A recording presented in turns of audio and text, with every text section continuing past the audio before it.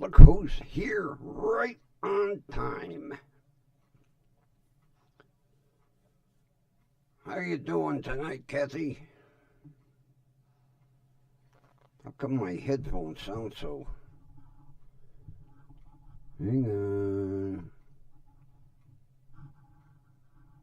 They sound kind of muffled.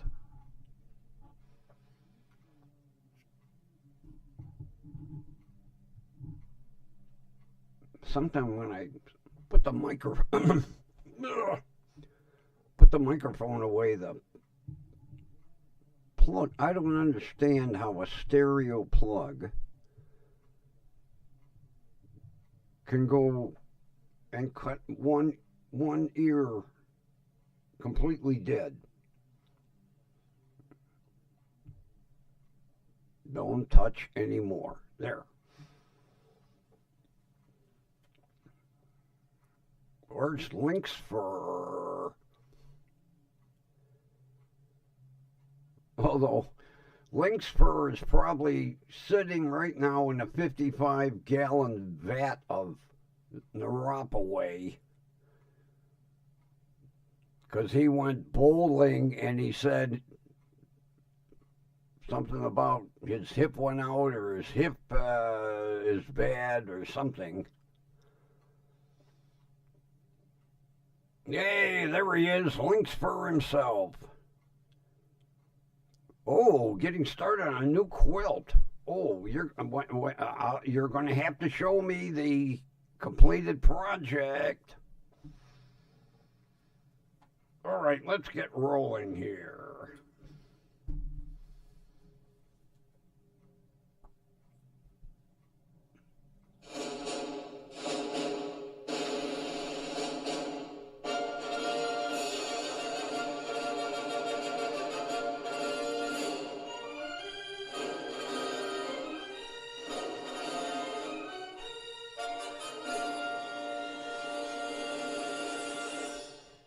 Broadcasting from beautiful downtown Cleveland, it's station WDWL TV with me, the grumpy old man, and our nightly guest appearance by the grumpy jackalope. And our show is brought to you by Grumpy Vulture Productions. No bowing, thank you. Damn bird.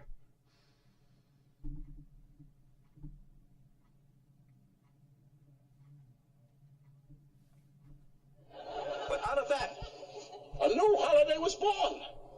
A Festivus for the rest of us. And now, the nightly ceremonial lighting of the Festivus pole. Voila! Push of a button, instantaneous Festivus pole. So, Ron, are you soaking in a 55-gallon drum of Naropaway right now?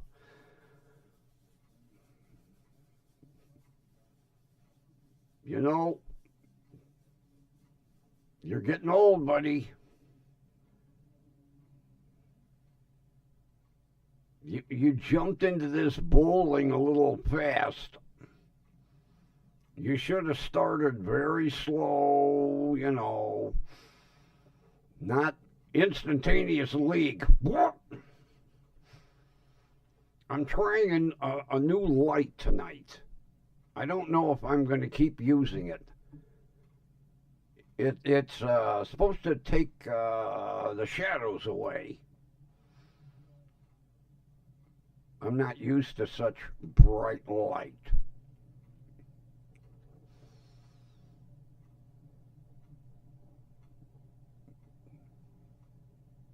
Yeah, Ron's laying on a bed of Naropaway.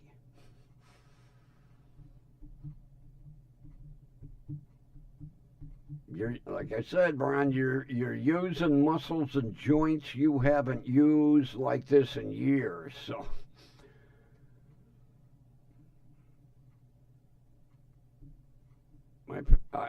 I feel for you, buddy, because I know when I overdo it, how I feel.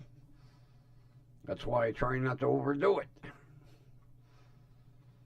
Well, yeah, I kind of figured that towards the end of the antibiotics, I would start feeling back to normal. And the lump in the chin is gone, and the pain in the chin is gone.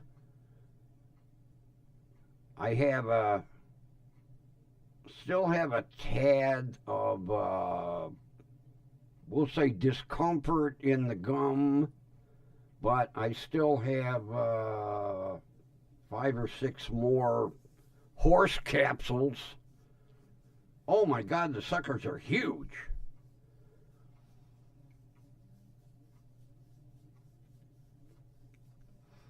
Yeah, I was experimenting, and you know, I really like showing off downtown Cleveland. And I don't know why I went into my photography bag, and I've got this. It's mainly a camera light. I put it on a little tripod, and I was adjusting it, and I was like, man, this does a nice job. I'm not used to having so much light, but it shows the backdrop really nice. So I guess maybe I'll start using it on a regular basis.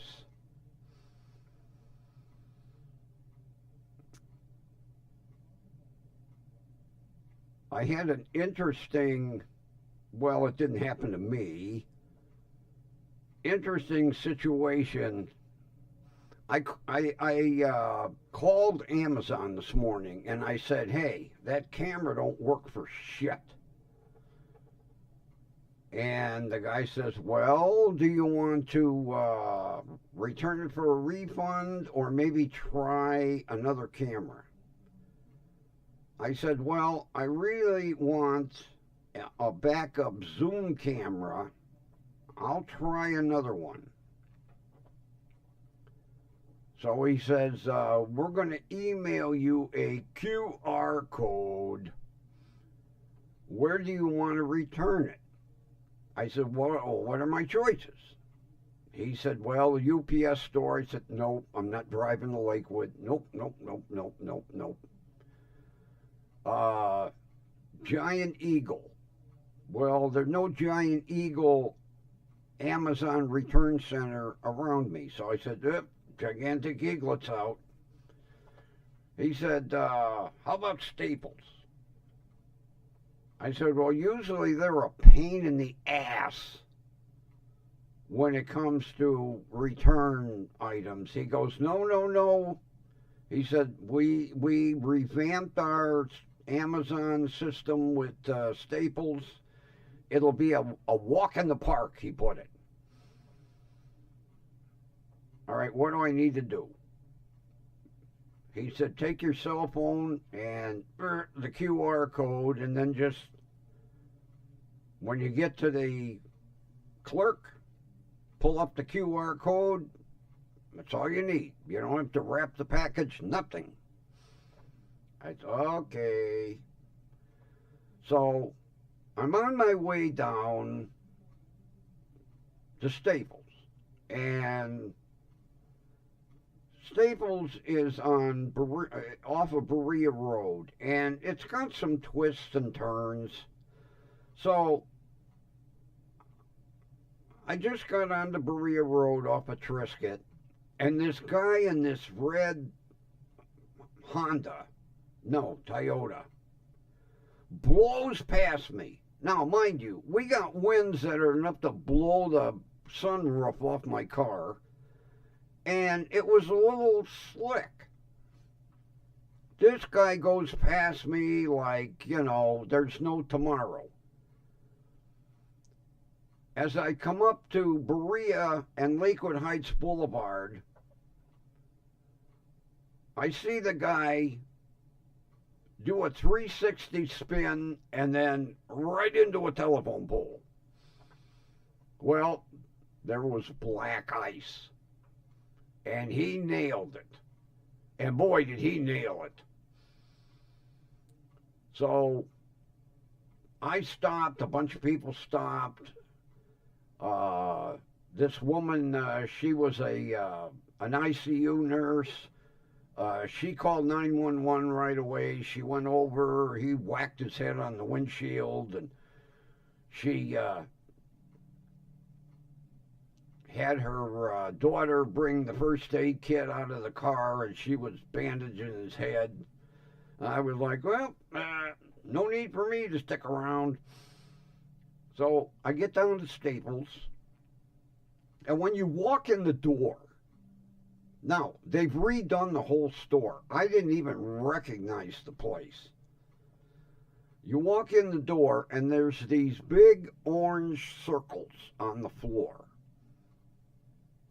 And it says, follow for Amazon return. And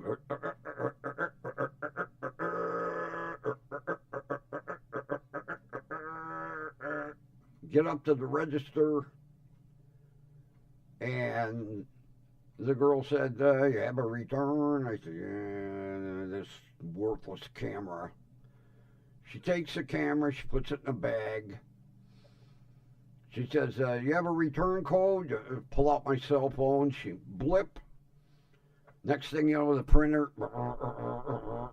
prints a label. She slaps the label on the plastic bag. Next thing I hear the printer, here's your return receipt. Have a nice day. I was like, holy shit. I was in and out in 5 minutes. It was amazing. And then they're overnighting me a new camera. So I says to the guy, I says, will you stress, please obey shipping instructions? He says, are you having a delivery problem? I said, can you pull up the information for the delivery on this camera? He said, oh, yes. I said, take a good look at the picture. And he pauses for a minute and he goes, oh, I don't believe this. I said, I do. I said, I had to order a banner the size of my front door stating, do not deliver packages here. Take to side door. He said, really? I said, oh, yeah. It's amazing how many delivery companies put the package on the porch under the signs and take a picture. He said, well, I will, in large print, deliver to side door. I said, well, as long as they can read English.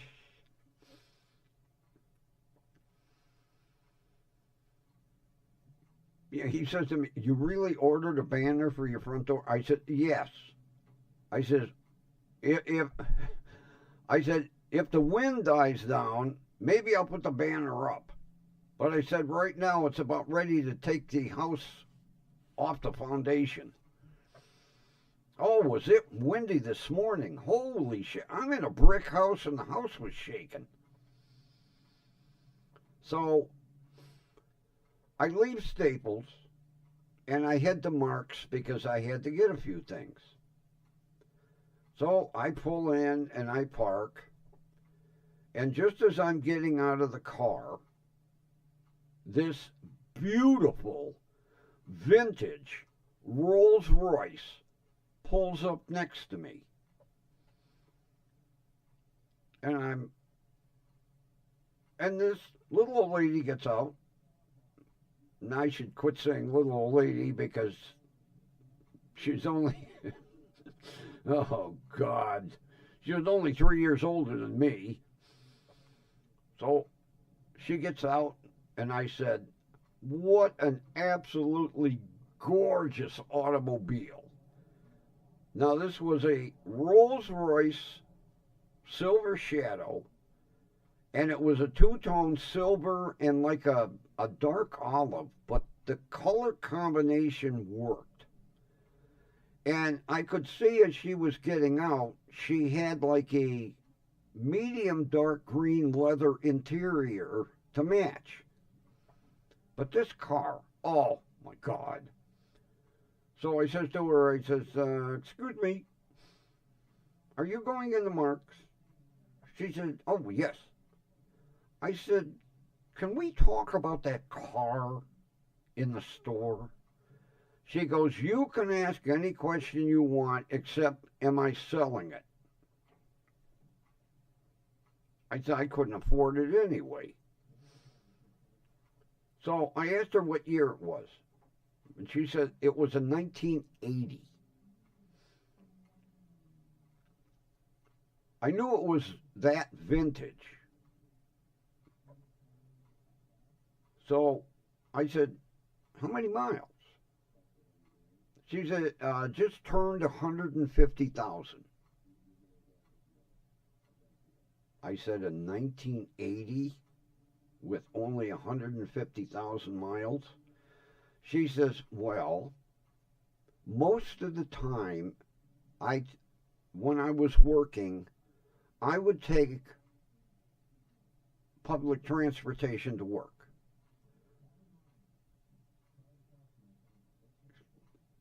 Okay. I said, when did you buy it? She says, 1980. I said, really? She said, out of high school, she said, I got a job as a personal secretary to a very wealthy gentleman who had business entities in the United States and overseas. She said, once I learned what needed to be done, I was like running the company because he was flying all over the world. She said, for my age, I was paid an exceptional salary. I said, well, how did we come across the Rolls Royce? She said in 1971, she was a bridesmaid, and the bride's father had ordered a Rolls Royce to drive them to church and to the reception. She said that was the most fantastic automobile she had ever in her life been in. And she said, I made the statement, and everyone laughed at me. One day, I will own one of these. Well, that was 71. She said, by 1980, I had saved up $30,000. Now, she was living with her parents, never been married. She said, I had a good credit rating. I went to, I forgot the damn dealership. There was a Buick dealership that sold Rolls Royces. She said, this one was a stock unit that they ordered in. It was total $85,000. She said, I put $30,000 down and financed $55,000.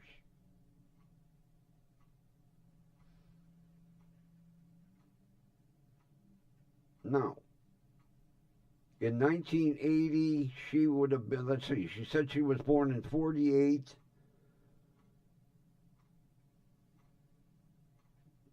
I'm not good at math. She'd have been, what, in her mid to late 20s?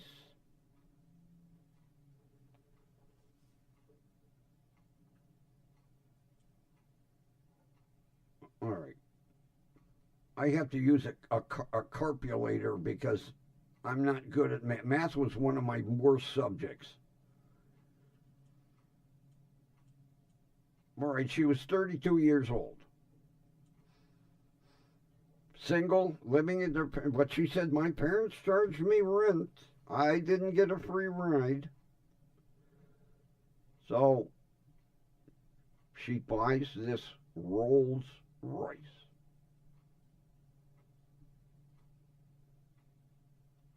She said the first thing I had done was I had my parents' garage torn down and I had a fully insulated, heated garage built to keep this car in.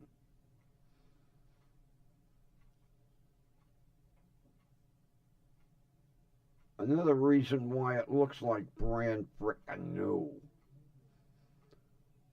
So I says to her, I said, well, I said, back in the day, I got to drive one about 100 feet. And she said, 100 feet? I said, yeah, I worked part-time for a towing company, and I had to pick one up somewhere out east and deliver it to this little hole-in-the-wall mechanic shop off of West 65th. She went, oh, Earl Gibbs.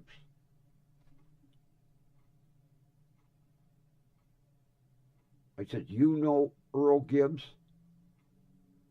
She said, oh yeah, he's done the work on this since it was out of warranty. She goes, that's why it's in the shape it's in. Now, Earl Gibbs, the name of his shop is called North Coast Exotics. Earl Gibbs Sr. used to own the stockyards at West 65th, and he was big in meat packing. Earl Jr. used to race for Ferrari.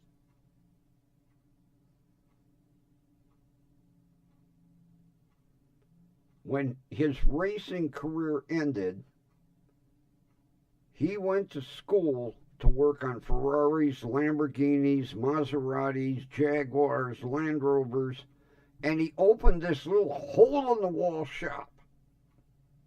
And believe me, the neighborhood is a slum.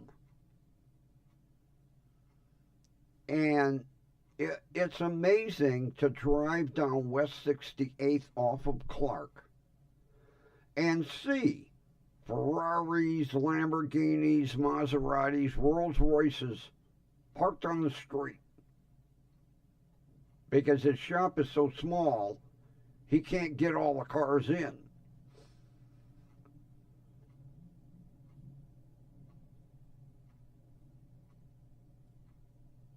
This car,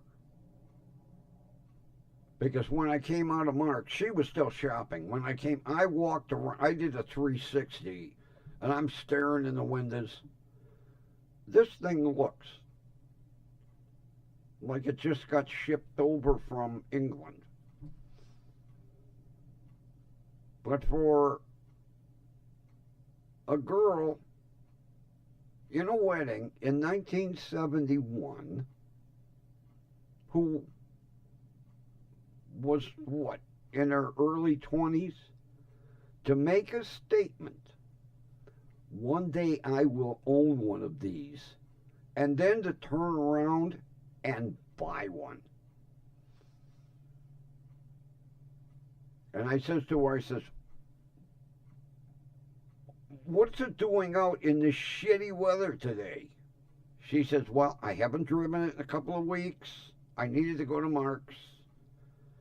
She said, I usually go to the Mark's in Lakewood. I decided to give the car a little run, and I drove to this one.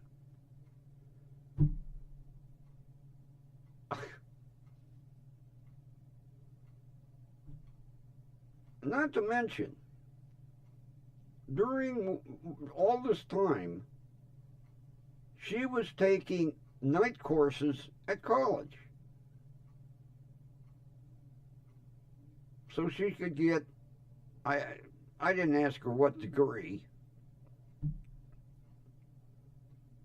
and she still lives in her parents' house in Lakewood. What an amazing story. You know, for a girl in her early 20s to take a ride in a Rolls Royce for a day, fall in love with that kind of car, and then tell everybody, I'm going to own one of these one day. And she said, everybody laughed, yeah, right. I said, boy, I bet the day you took delivery of it, everybody's face dropped. She went, oh yeah, all my friends just about shit themselves.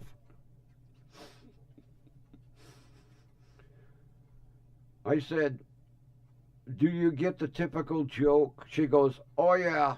She goes, believe me, I have a jar of Grey Poupon in the glove box. She goes, yeah, during the summer, people like your age will drive up next to me. I say, do you have any Grey Poupon? And she goes, but of course.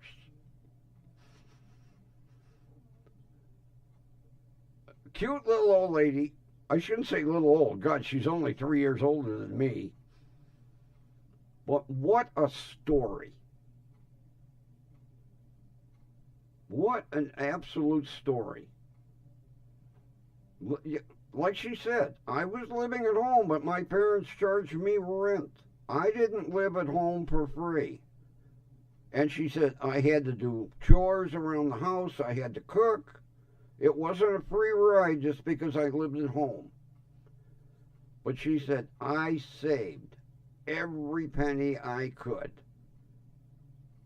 And when she, I don't know, maybe when she hit 30 grand, she decided, well, maybe I can finance a Rolls. And went into a dealership at 32 years old, looked over the Rolls. She fell in love with this color. Yeah, I'll take this one. And she goes, the salesman kind of looked at me like, yeah. She said, I'm putting $30,000 down. And she said, oh, did his attitude change? You know, it was like, oh, right this way, ma'am. That is a once in a lifetime occurrence. That you, like, I run across somebody that has such an unbelievable story about a car. I mean, I would love to own a Rolls. I mean, that's been my life's dream since I drove that one 100 feet. But here is somebody that got a ride in one and made up her mind, I'm gonna own one. Because I says to her, I said, in the meantime, while you're saving all this money, how did you get around? She goes, well, I took public transportation downtown to work, and if I needed to go somewhere, I got to use my father's car, providing if they needed something, I would take care of it. Groceries, medication.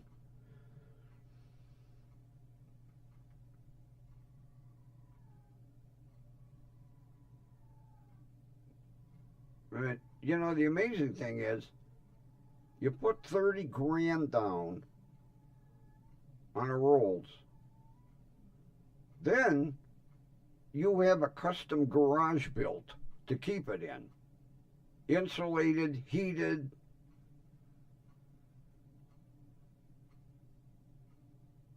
She must have been making big money. Although she did say, for someone my age, I was making an exceptional salary. But like she said, once she learned the ropes, she was running the business because he was, whatever the company did, I didn't get nosy. He was flying all over the world.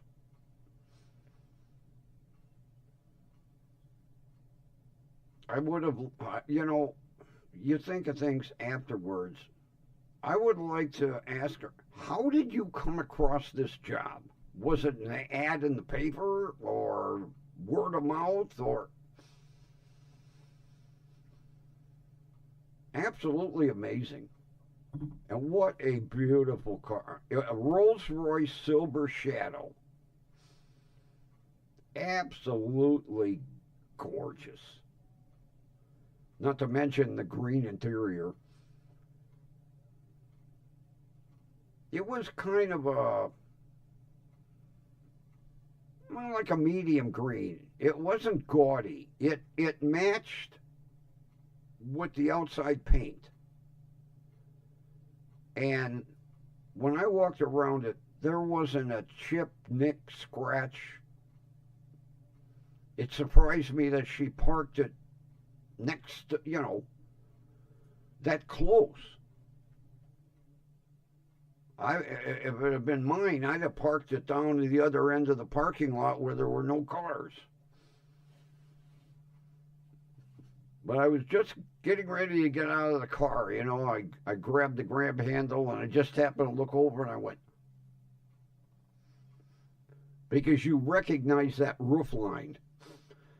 Not to mention when I look forward, the flying ecstasy, I was like, holy shit. When I asked her, can I ask you some questions? Yep, as long as you don't ask me to sell it. Because she said, everywhere I go, people, you want to sell that? And they think they're going to get it for a couple $100, Very nice lady. I enjoyed walking through the store, talking to her. I thanked her immensely for letting me,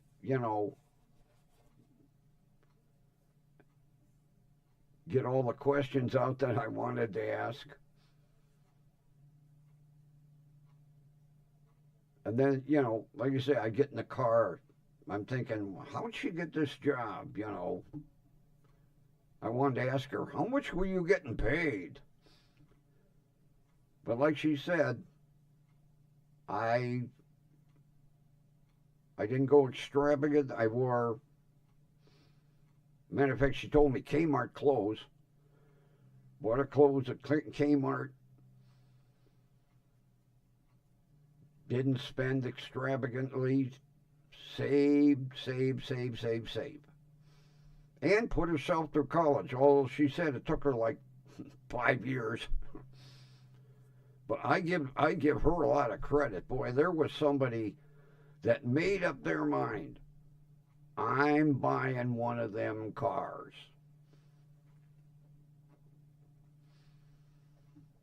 And then to take it to a shop that I know. And I'll tell you what, it's amazing to this day. If I would, in the morning or anytime during the day, go down Clark and turn on West 68th, you're going to see exotic cars up and down the street.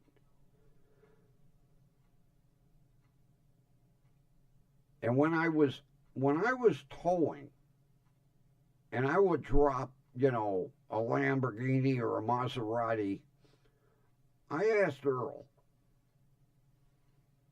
how can you leave them cars on the street in this neighborhood? And he said, I kind of have an agreement with the kids in the neighborhood. I won't mess with you. Don't mess with my customers' cars. And he told them, if you need help fixing a car, I'll give you a little help. But you spread the word through the neighborhood. Nobody messes with those cars. And Earl has never had anyone mess with a vehicle. He's never had a vehicle stolen, damaged, broke into.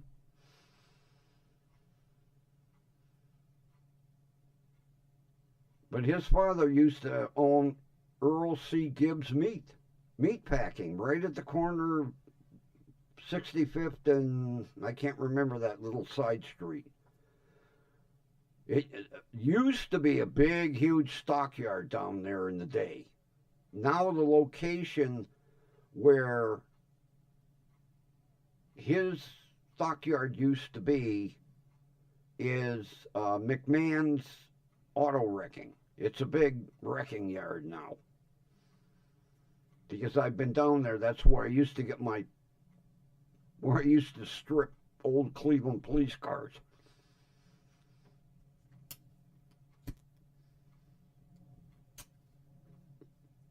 But that was a real uplifting story. It really was. And I figured I had to share it with everybody because you don't hear shit like this.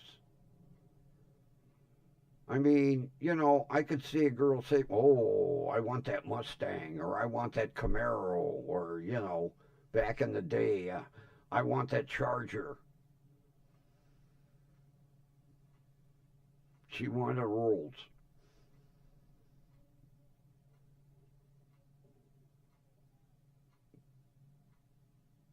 And everyone laughed. And then when she bought it, all of her friends shit themselves.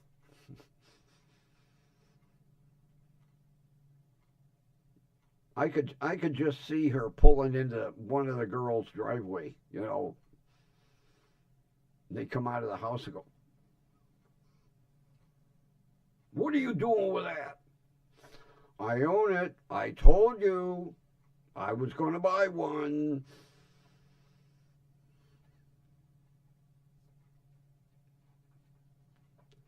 You figure 150,000 miles, that works out to less than 4,000 miles a year. Almost like my Passat. I mean, you don't find vehicles like this.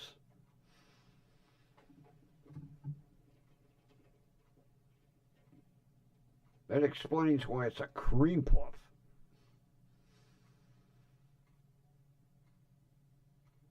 And she said, besides normal wear and tear, she's never had a problem with it.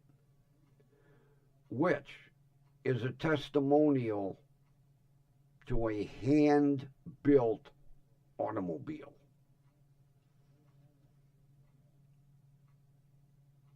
Because back in the 80s, they were 100% hand-built. There was no automation.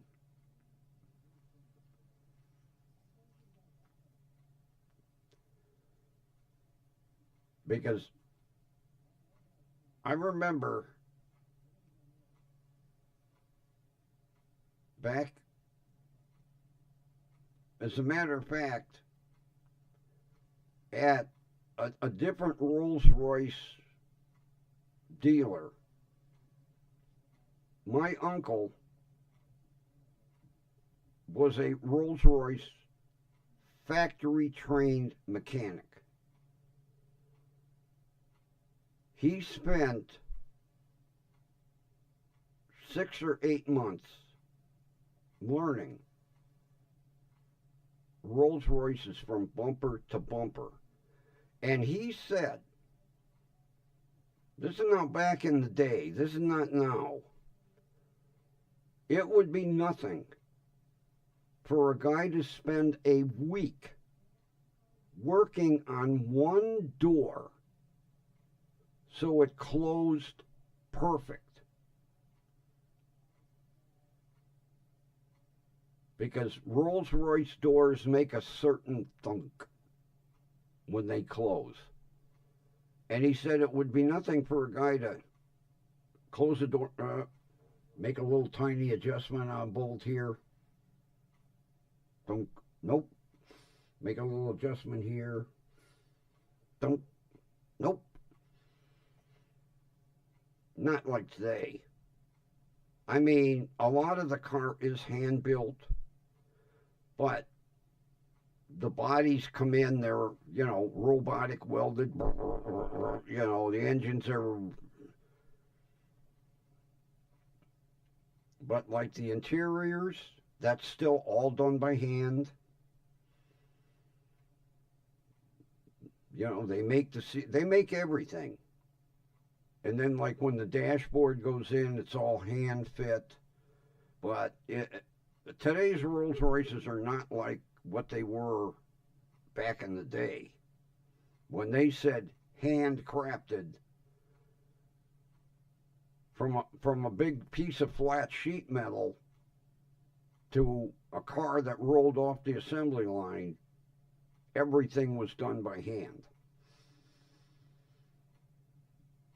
That kind of explains why her 1980 looks like brand frickin' new. Although it doesn't hurt putting it in a heated garage.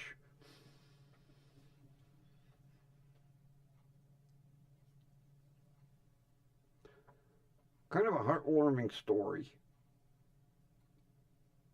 I really wanted to say, did you enjoy making all your friends eat crow? I can imagine when she pulled in their driveways, they ate fucking vulture. Oops, sorry.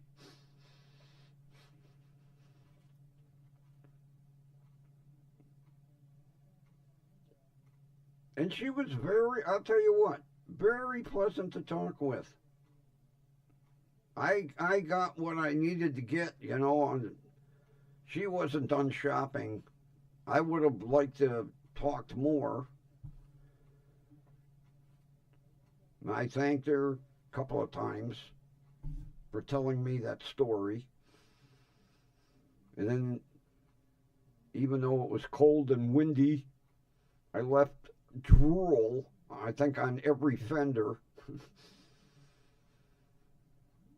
People were looking at me like, what the hell's he doing around that car? Is somebody going to come out and kick his ass? And then I get half...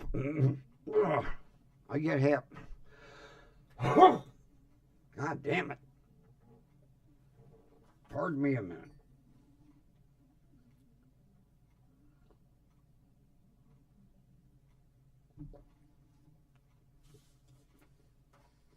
And I get halfway home,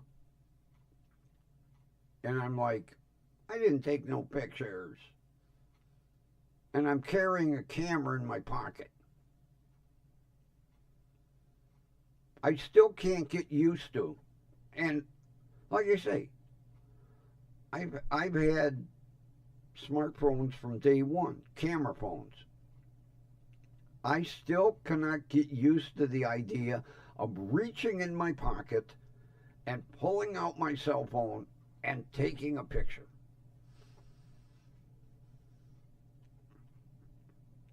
I'm walking around with a camera in my pocket. Now, if I would have had my camera, or my DSLR, I'd have taken a shitload of pictures. I never think to use my cell phone.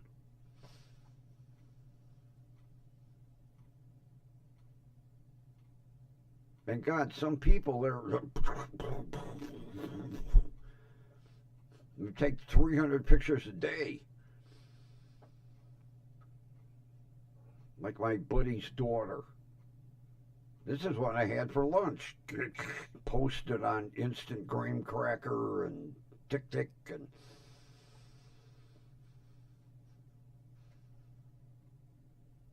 Yeah, I got halfway home and went, God damn it.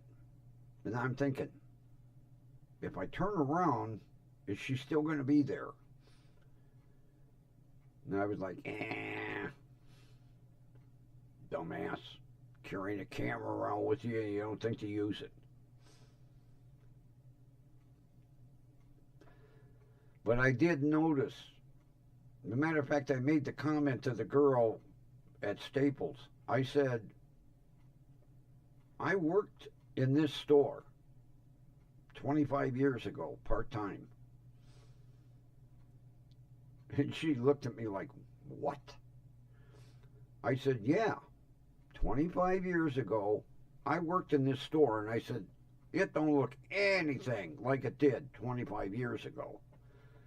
And I said, I've noticed we've done away with 3 cashiers. She said, well, yeah, because there's 4 registers besides her, and 3 of them were empty. No cash registers, nothing. I said, you're the only cashier? She says, well, if we get busy, they can ring over there at the computer mailing center. So, everywhere you go, jobs are eliminated. Although, Staples is not hardly busy. Because everything at Staples is bulk. I don't want to go in and buy 144 pens or a blister pack of 10. I want to buy 1.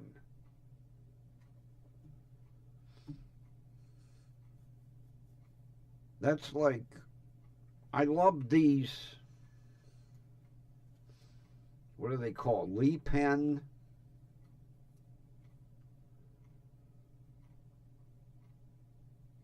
Yeah, it's called Lee pen. They're 0.3. The tips are like needles. I love these pens for like writing numbers and so on.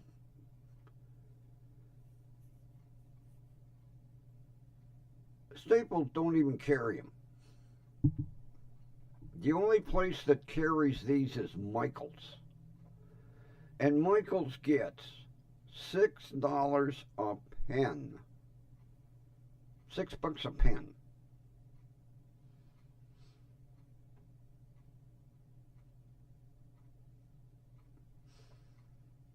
I found a guy out of Texas. He's like an office supply. I got a 10 for $10, $1 a piece. Michael's gets 6.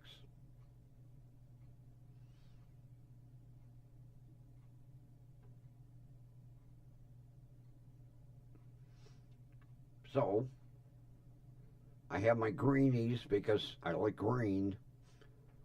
I'm going to order once a month. I'm going to order 10 black ones, 10 red ones, 10 blue ones.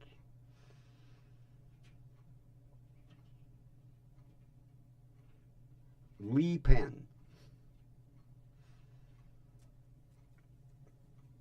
I love them. I mean,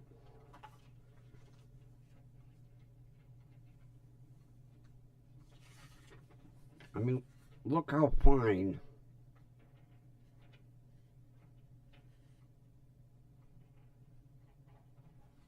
And they're, now my handwriting sucks, but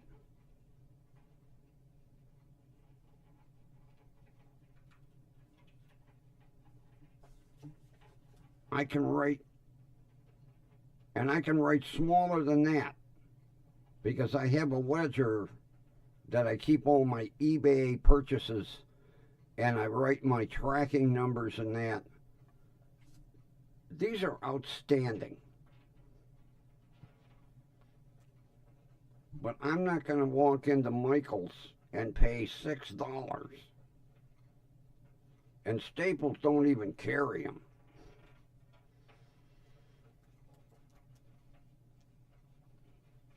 And like I say, they're 0.3 millimeter. Same thing with my Pentel.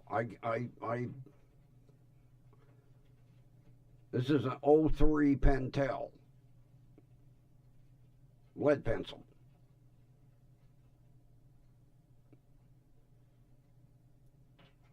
I got this off of eBay for $2.50. Michael's, $10 for one.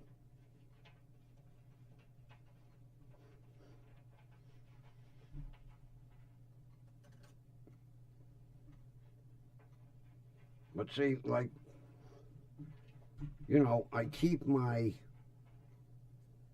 have this little book.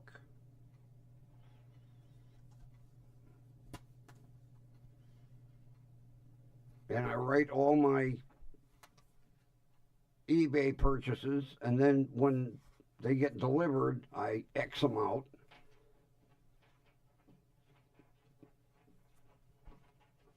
That way I can write real tiny. I mean, I could get a big ledger and write normally. It's just I like writing tiny.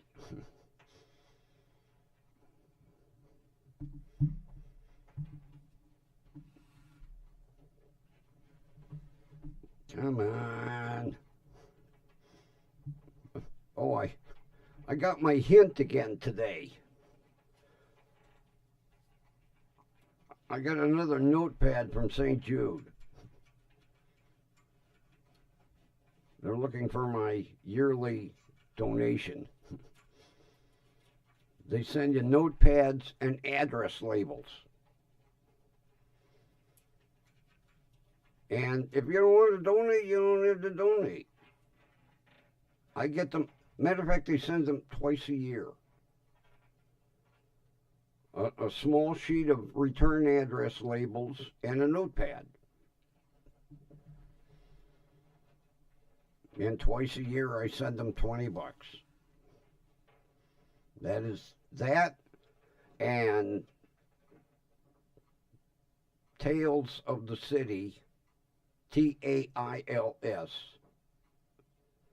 the non-kill cat shelter, are the only two I donate to. Because that's where good old Bootsy came from.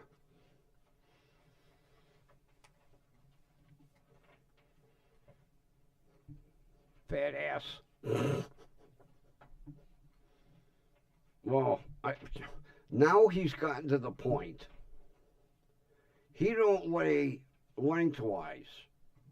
Now he's laying crosswise. And when he stretches out, he sticks his feet in me like, move over.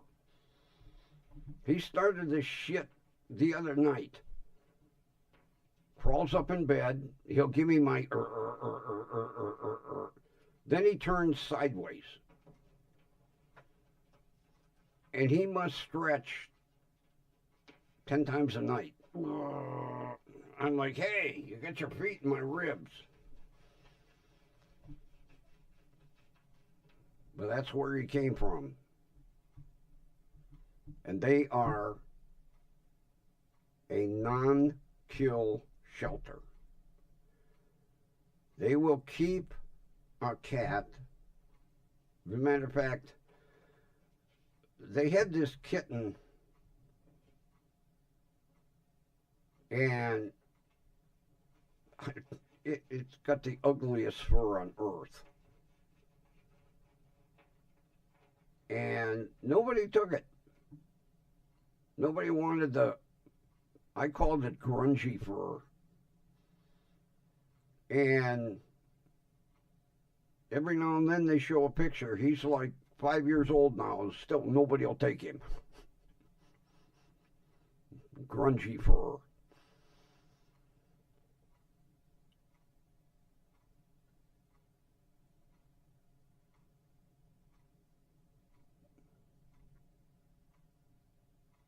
Hey, if nobody's making me dinner, nobody's making you dinner. I have pre-cooked. I bought some more Italian sausage today. I couldn't pass it up because the guy was just putting it out. So I'm having Italian sausage for dinner.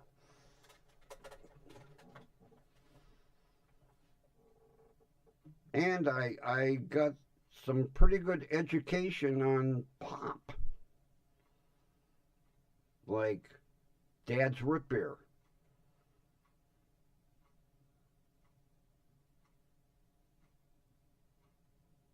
And what I don't understand, evidently, down south, Dad's root beer sells like crazy. But up here, the sales dwindled. And Dr. Pepper, or Keurig slash Dr. Pepper, because Keurig owns them now, didn't want to lose root beer sale. So they changed the name.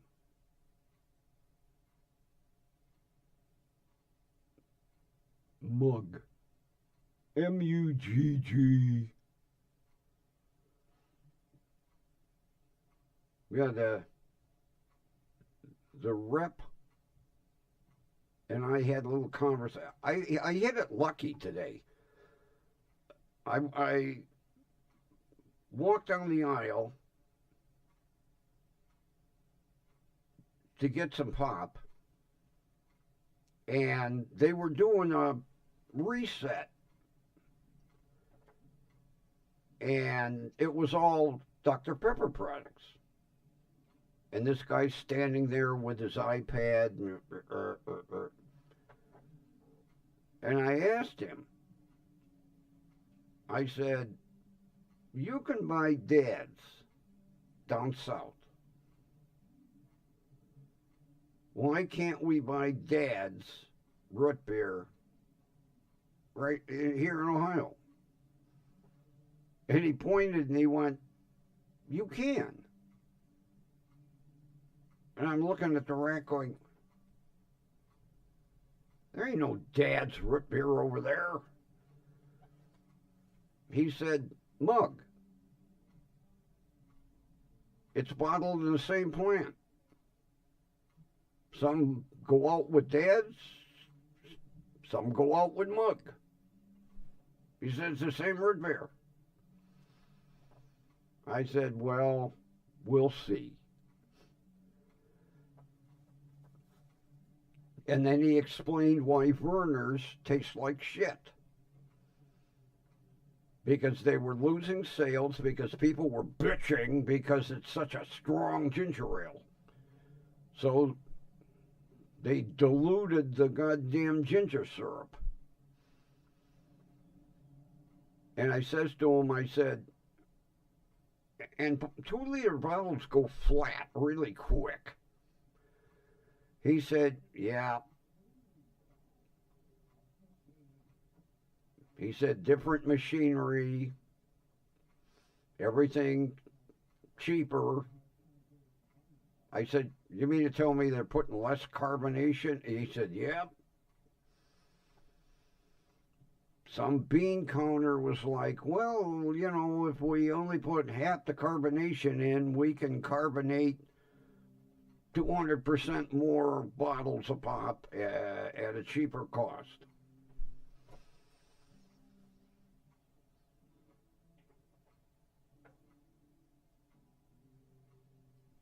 And then I got cat food, and they now have a new bag. It's actually the same 5-pound bag with a big circle. Now 3 pounds. Yeah, couple months ago, it was 3.15 pounds. Now it's 3 pounds, and the price went up.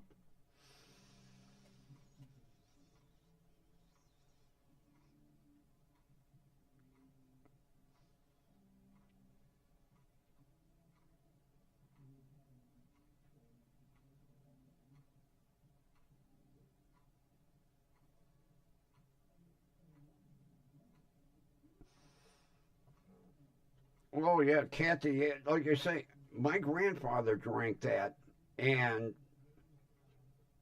I would gag. I would take a drink. He'd say, "Here, he'd give me his glass." It used to be strong because they used to use it to mix what the hell they call it, Moscow Mule. It's ginger beer and vodka or something. Yeah, it used to be as strong as ginger beer. Now, there is a ginger beer out there, and I told you, Goya. And all the stores are carrying Goya because it's Spanish. Buy a bottle of that shit, Kathy. You think Verner's? Oh, I could. I literally had to take a big glass full of ice, pour it in, and let the ice dilute it because it was so strong it would gag me.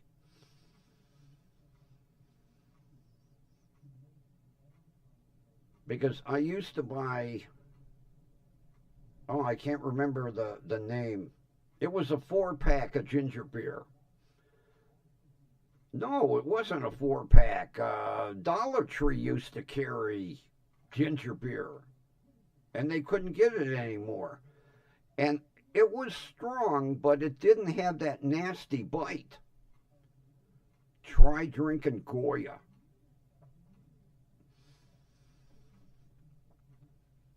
Yeah, I can't remember the bottler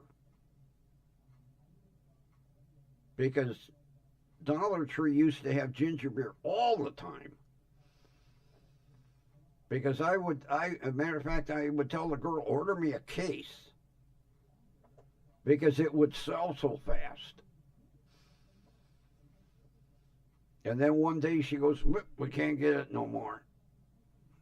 I was like, they stopped making it? She goes, nope, we just can't get it.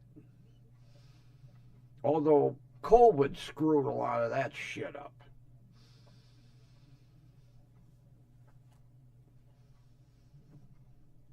But sometime, Kathy, for the hell of it, buy one bottle of Goya ginger beer.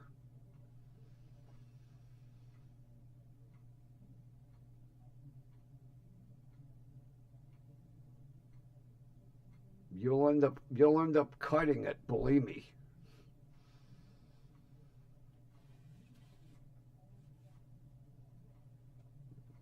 Because matter of fact, the one day I saw it, I bought 4 bottles.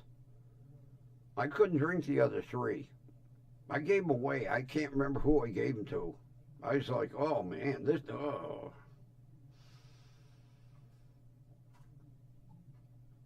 Because you assume one ginger beer is going to be like the other one. No. Goya will gag you.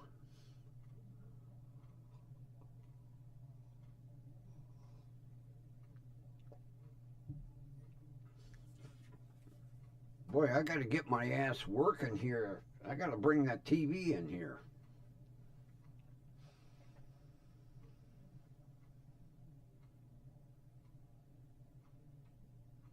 Yeah, went to the store. I come back. I sat on my ass.